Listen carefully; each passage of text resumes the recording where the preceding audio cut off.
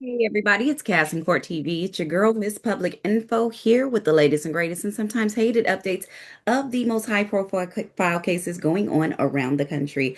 Good Monday evening, everybody. A little bit late today, but better late than never. Cass in here with you. Want to talk about a few things today. It's not going to be a long episode, but I definitely want to get into the SNAP benefits of it all. Those of you who have not been keeping up with that, I am here to update you and let you know the latest. Now, the SNAP benefits, of course, SNAP is an acronym for the government provided supplements for those people who are need of supplemental nutrition assistance program. So that's what SNAP literally stands for, or some people know it as EBT or even as food stamps. Back in the day when I was a kid, that's what it was commonly known as. So food stamps right now are being halted by the government because of the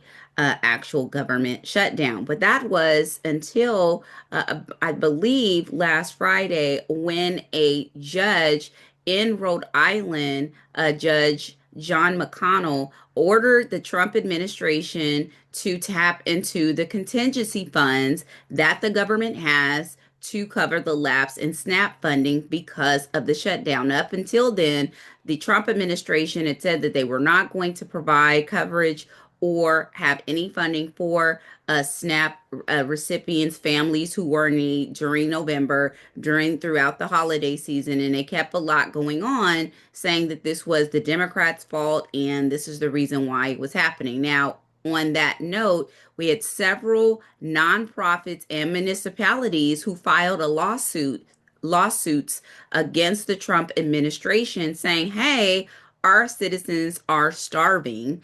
We need you to tap into this $4.6 billion contingency fund, which is actually created for events such as this is shutdown, to cover the cost to feed these families. Now, it wasn't until two judges last Friday, one in Rhode Island and one in Massachusetts. These were two separate cases, and there were about 24 states, including Massachusetts and DC, that filed a suit against the administration to use these contingency funds.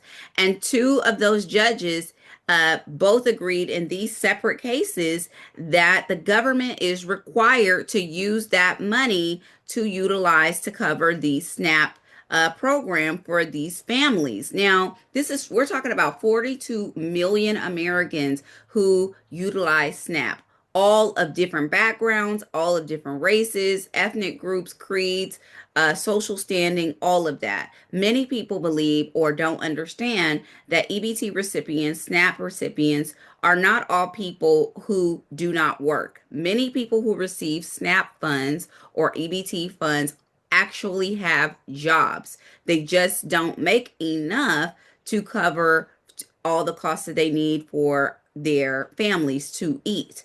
Also, there are, of course, families who, have women who are raising kids on their own, also men who are raising kids on their own. You're talking about elderly people, you're talking about disabled people, you're talking about all sorts of people. You're talking about a lot of recipients are actually war vets, people who have actually served in the war. And also I want to uh bust the myth that these people are just, taking money. This is free assistance. This is free money. Get a job and all of these things.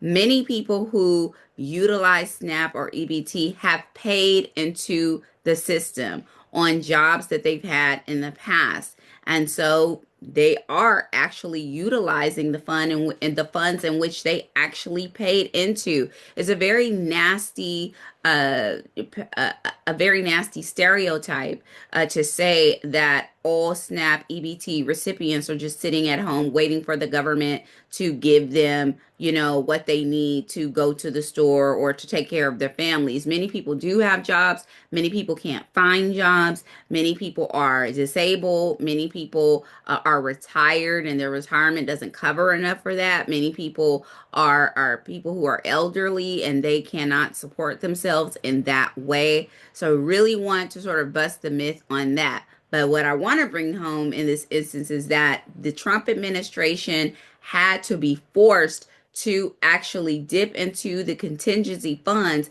in order for those funds that was set aside for this very thing, the actual shutdown of the government, to actually utilize it for these families around the United States. And that is what is so critical to know about this. And now you have a lot of Democrats saying that, the Trump administration or Democratic groups, I shouldn't say Democrats, but Democratic groups and legal advocacy, groups that are now saying that it was wrong, that the Trump administration essentially had to be sued in order to do the right thing. They had to be sued in order to take care of the American people, which is exactly what his job is as the president of the United States.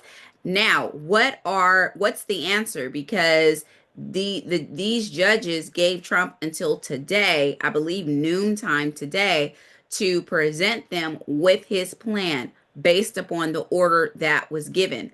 And the plan was basically, yes, that they will utilize those funds, but that it may take months, it may take weeks, it may take months for funds in its fullness to be given to all of the recipients. So what does that mean? That means that there will be a delay, as there is a delay already, but that when recipients do receive their funding for the month of November, that there will be partial funds. Now that part I don't understand, because you have control of the $4.6 billion contingency fund to feed these people. You have the government order, the order from the judge to do it. And now you're saying, well, we're going to do it, but it'll be partially funded for the month of November. It makes no sense. Now, some of these advocacy groups, they're saying, that it shouldn't take a court order to force the president to provide essential nutrition that Congress has made clear needs to be provided. And they go on to say, but since this is what it takes, we will continue to use the courts to protect the rights of the people. And this is exactly what I was telling you guys in another episode about the fact that what you're not seeing behind the scenes is that you're not seeing that every time Trump writes an executive order, or every time he, sends some troops somewhere into a neighborhood and trying to incite rioting or trying to incite violence on American citizens, innocent American citizens, that behind the scenes, Congress is actually fighting Donald Trump in the courtroom. There have been several, lawsuits upon lawsuits upon lawsuits launched at the Trump administration. They are so steeped in a litigation with the American people and advocacy groups and all kinds of the Congress themselves, that they have lawyers on standby at the ready for these kinds of things. And we have Senator Amy Klobuchar of Minnesota. She, of course, is a top Democrat in the Senate Committee on Agriculture, Nutrition, and Forestry. She pushed the administration to actually transfer the money from other programs to fully fund November benefits. She says that the courts have made it clear that the government has the authority to do so. She went on to say, in quote, "It is not enough to do the bare minimum, that the administration should stop playing politics with hunger and use all available resources to ensure Americans can put food on the table." So essentially, what is happening right now is that Trump has been told by the courts, you must do this, but he is still being pig-headed for lack of a better term, about it by saying that there will be a delay in funds in November, though the courts have said, those judges have put those orders in and said, you need to do what you need to do to get into that contingency, $4.6 billion contingency fund, and you need to feed these people. There is no secret, there's never been a secret that there is a huge food insecurity in the United States. Now, I know we hear a lot of people when you go and watch stand-up comedy, it's particularly culturally, when you hear people make jokes about food stamps and things of that nature, you know. But the reality is that it's a joke made based on the sadness and um the commonness of food insecurity in this country. That there are so many people in every city, every suburb, every town, every municipality in the United States who go home hungry, who go to bed hungry, who don't know when their next meal is going to come. That's why we have programs in schools so that kids can eat. They don't eat at home, but at least if they go to school, they can eat. So that is really what's going on now. Right now, we are essentially at this point, the Trump administration is using the contingency fund to pay for approximately 50% of the normal November SNAP benefit amount. So if you are a SNAP recipient, you'll probably get half of what you normally get for the month of November. Um, the USDA has been ordered by these judges in both Rhode Island and Massachusetts, after being sued by multiple municipalities, states, and advocacy groups. They've been ordered to begin dispersing the benefits immediately, but it may take weeks or months for the states to actually process the changes needed to distribute the reduced amounts.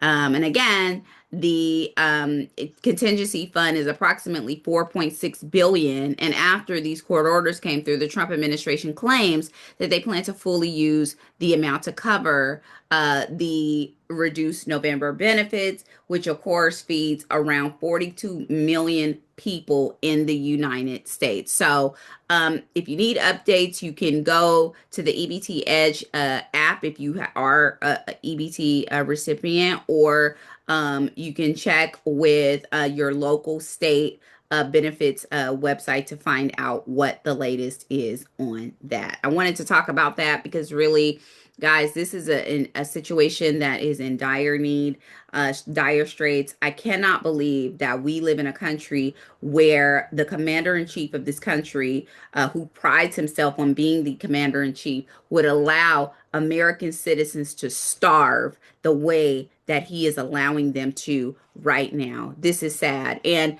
really, I think, guys, what's even more sad is the fact that this same person really could care less. And they had a party. He had a party at Mar-a-Lago for Halloween. There was some Great Gatsby Halloween party at Mar-a-Lago that he had to celebrate Halloween. I'm trying to get some of these stupid photos up there. There's one that I wanted to show because it just shows the lack of decency, the lack of care and concern that this person has for this country as the commander in chief. There you see him there. Ivanka Trump, his daughter, and her husband were in attendance. Matter of fact, I think you see them directly sitting next to him there. Cameras facing front forward on him. And then also at the benefit was Tiffany Trump and her husband and countless other people. Now, this happened in on Halloween night, Mar-a-Lago, there in Florida, where his palatial estate is, and he hosted. The party's theme was "A Little Party Never Killed Nobody." Now, of course, this is taken from the film adaptation of F. Scott Gerald's The Great Gatsby, the novel that came out back in 1925, one of my favorite novels, actually. But this quote was actually taken from the title track soundtrack from the movie that came out based upon the Great Gatsby book back in 2013. And so, of course, The Great Gatsby, as you know, is a film that celebrates America's wealth and class divisions in the Jazz Age in 1920s, and that was all about partying, hedonistic, sort of, era of just like sort of like the ending of the Great Depression. And now we're, enjoying this sort of lifestyle. And so this is a very ironic party theme that this person would actually have during a very depressive time for 90% of the country. Even if you are not in poverty right now, if you are not part of the one percenter, you have faced challenges. It's likely that you face financial challenges as it relates to the outcome of Donald Trump's administration and some of the choices that he's made for this country financially. Now, of course, I'm not a political channel, and I merely mentioned the snap of it all because it is court related, and that these judges responded to these lawsuits that were lobbed with their court orders. But I needed to also mention this very interesting party that he had during the same time, ironic party that he's having during the same time that the country is actually experiencing a level of depression. You know what I mean? You have 42 million people who may not eat like they normally do. You have people who can barely pay their rent. They're spending their entire paychecks on paying their rent, which is the reason why they're on EBT, because they don't make enough money to both pay their rent and eat. Okay. You have children who are about to go into the winter months, and they are sitting here getting ready to freeze and not eat and not have enough. You have elderly people who are everybody, is going on. It's just a lot. And some people will say, and you've heard the Trump administration say, will blame the Democrats. This is not a political situation. I say that to the Trump administration and to anyone else who may have a similar opinion.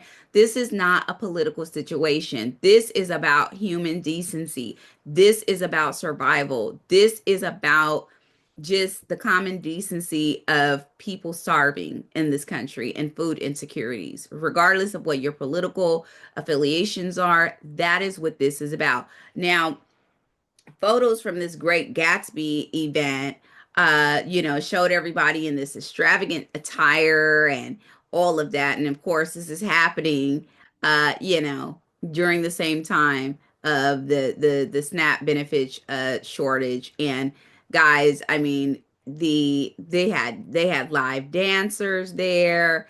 They had all sorts of people. This is definitely pretty cringeworthy. I certainly, if this was something that Barack Obama did back in, the his administration, I would have been embarrassed to have supported him. But of course, that's not something he would ever have done. But it's just a shame.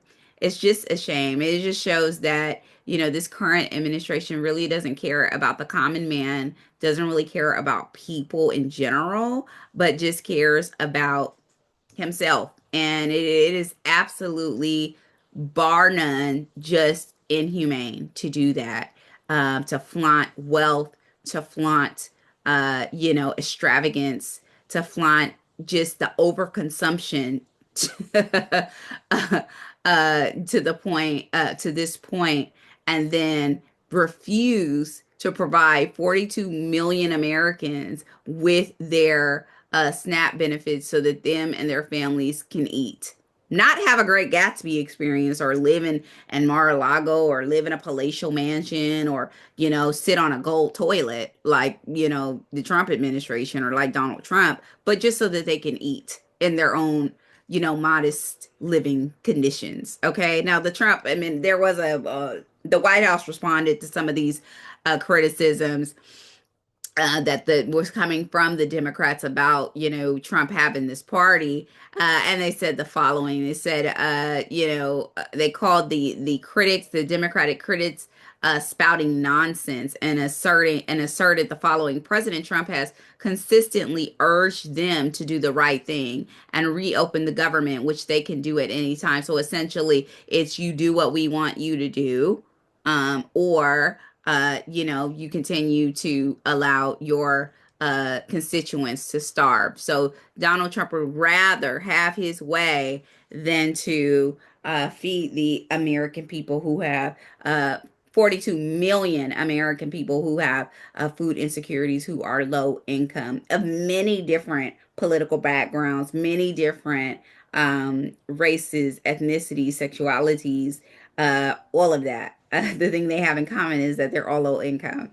And I think that speaks volumes right there. Okay. So that's that's pretty much it for today, guys. I wanted to talk about SNAP. I do have a update. Those of you who listen to or watch rather my episode where I talked about the Las Vegas DA, Steve Wolfson, and all that terrible, disrespectful, discriminating interview that I had with him. Well, there is an update. So the update, guys, is that I wrote a letter to the county commissioners. I'm going to show you a picture of them here. Let's see if that's up. I don't know if you see that. Yes, you do. Okay. So that is a photo of the Clark County, Nevada Board of Commissioners, who are actually the bosses of Mr. Steve Wolfson, who is the elected district attorney in the state of Nevada, the county of Clark, which is Las Vegas. The city of Las Vegas. Las Vegas sits in Clark County. Now, the only black commissioner you see up there, that's William McCurdy. And I wrote a letter to him and the other uh, commissioners. The reason why I'm pointing him out, though, is because the incident happened in his district, which is where the Clark County District Attorney's Office sits in District D. And District D is Mr. McCurdy's district. Now, Mr. McCurdy is the commissioner of North Las Vegas, which includes parts of downtown, but it is the most populated black area or district of the Las Vegas area. As you can see, he is the only black commissioner.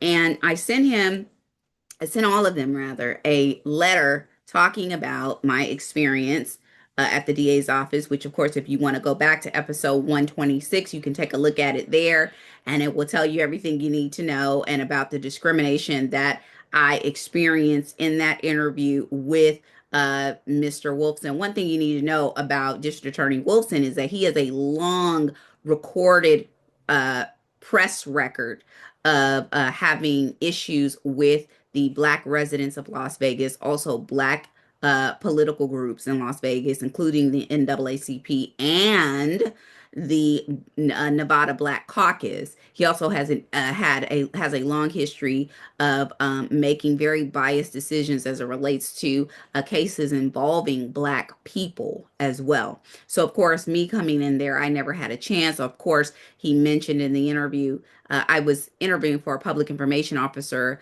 role, which is essentially what I've done in the past at other district attorneys' offices. And of course, I've been doing my job in communications for over 23 years. He mentioned to me in the first interview that I was the only applicant out of 132 applicants that have ever actually done the exact job that I was applying for, which is being a director of comms or public information officer, spokeswoman for a district attorney's office. The other people had comms experience, had experience as a spokesperson, but they've never been done that in a DA's office, which is very unique. And not only did I received a lot of discriminatory, backlash from him during the interview, but it was a lot of microaggression. He was yelling at some points, being very loud, and being very bullying during during this interview. He all but called me a liar. It said that I was being inauthentic, that I wasn't, showing my true self. But anyway, that's what happened there. That's just a snippet of it. If you want to see it, go to episode 126. Don't forget to subscribe and like either. Before I go on, I just wanted to mention that. But also, so I send a letter to these seven men and women here, along with Mr. Wolfson's chief of staff, and along with the chief communications officer of Clark County. And when I do that, I don't receive a response from any of these people, but instead I receive a response from the Office of Diversity. Yes, you guys, they went and sicked their diversity team on me, instead of, responding with an ounce or shred of decency. Now, of course, that's the process of the county. That's what they do because, again, they are in the business of protecting themselves, not only themselves as commissioners, but also protecting the county's reputation and, as a natural byproduct, protecting Mr. Wolfson as well. Though, however, terrible his reputation may be. Also, I have to add that Mr. Wolfson is the husband of Jackie Glass, who actually sentenced O.J. Simpson to the 33 years for stealing his own uh, memorabilia. And she's the one who said, I'm going to give you the time that they should have got given you for the uh, acquitted crime, the crimes in which he was acquitted of in the Nicole Brown Simpson and Ron Goldman murder cases. So these are the kind of people that we're dealing with here. So anyway, um, I have decided not to deal with the Office of Diversity because I already know what that is. I know that they are there to protect him. I spoke with them in a very limited conversation that was not part of any sort of investigation, where they tried to convince me to let them handle it, and I decided not to. So I have filed two claims of charge against him with the Nevada Employment Rights Commission. And then I also filed a claim with the EEOC. So that's the Equal Employment um, Commission of the United States. And of course, we're going to allow those wheels to turn and allow them to do their investigation because I want a fair investigation, guys. I do not want a one-sided investigation, which is what the Office of Diversity at Clark County would do. They would just, do it to where they, sort of, look like they're doing their job and protect their personnel. Well, we didn't find anything. We've all been there. Those of us who have attempted to, call someone out that needs to be called out, we have been there and they know that they did something because I cannot be the first person that has complained about Mr. Wolfson because he's too comfortable with it. This is who he is. They know who he is. So and might I add, all of these people are all clicked up together. The person who is the head of the diversity office is someone who ran against Mr. Wolfson for the job of district attorney and lost to Mr. Wolfson. So I, in no way, shape, or form, trust this office as far as I could throw it. So, of course, I need to get the real people to take care of it and to do the investigation, and we will see where we go from there. But wanted to give you guys an update and let you know that I was handling my business on that it's a lot more than just me, complaining about a guy who is not a very good person. You know what I mean? Like, this is just not okay. Okay, guys, that's going to be it for today. This has been Cass and Court TV.